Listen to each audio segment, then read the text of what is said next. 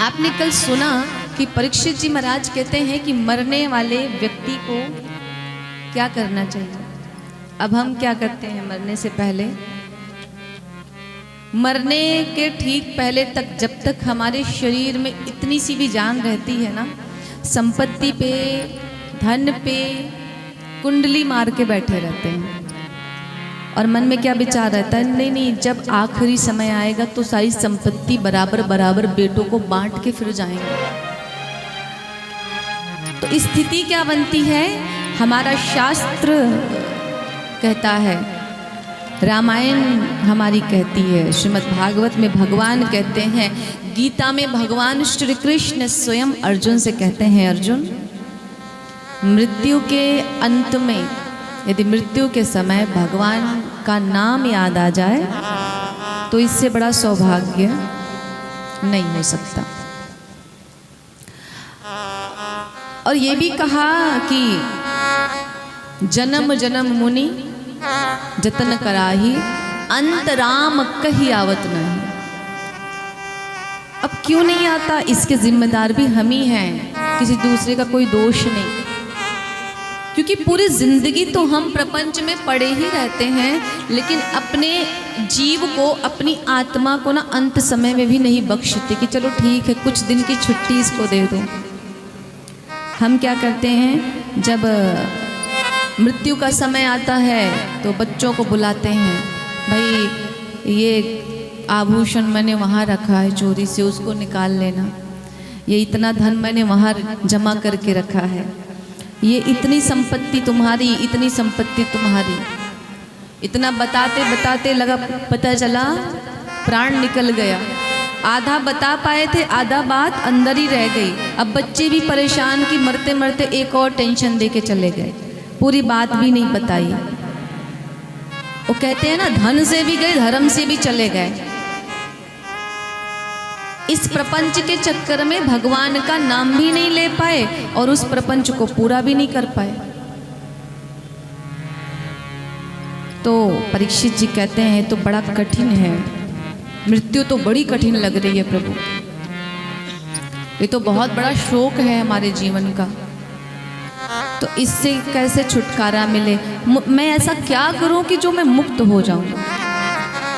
सुखदेव भगवान आए, बैठे विराजित हुए। सूत जी कहते हैं, हे ऋषियों, भगवान कहते हैं, श्वास श्वास पर कृष्ण भजी।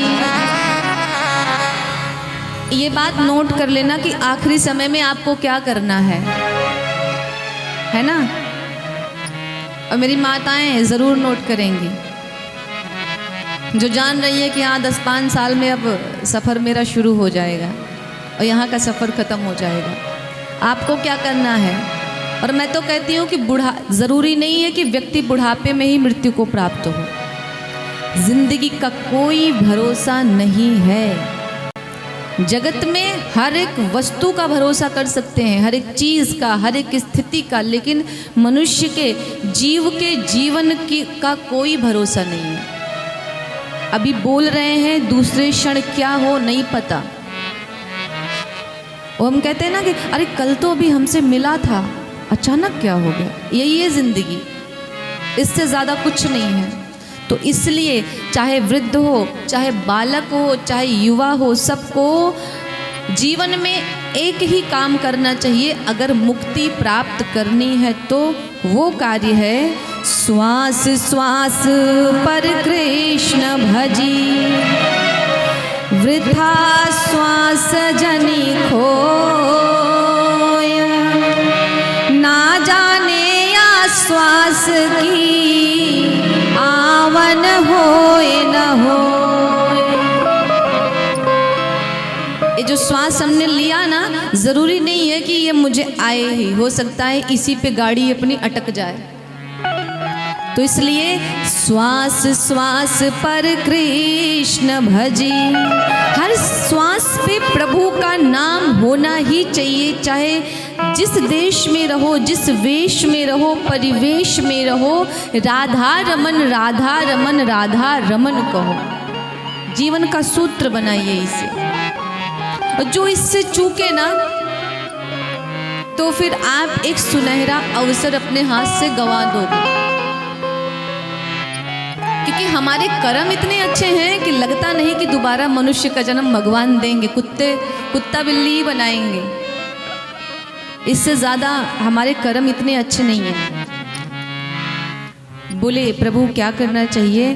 तो कहते हैं कि मरने वाले व्यक्ति को सबसे पहले सर्वेश्वर भगवान श्री कृष्ण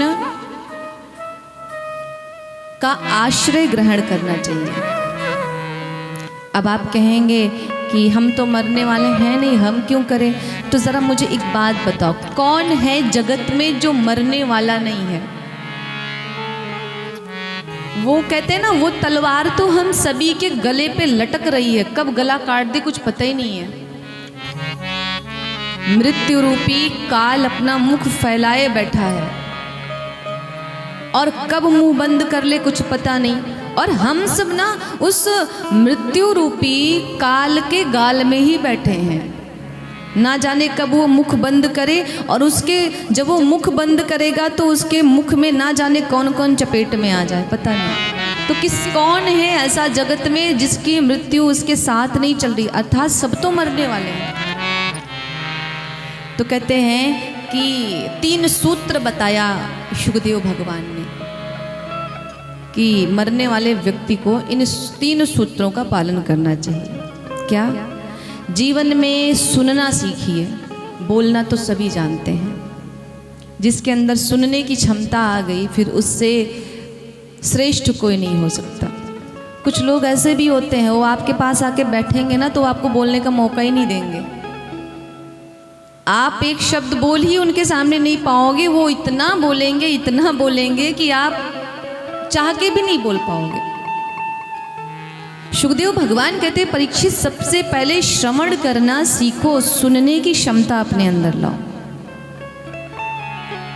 और हमेशा कोई भी बात कहने से पहले सामने वाले की बात को सुनना चाहिए। सुन करके कहना सीखो, बोलना सीखो,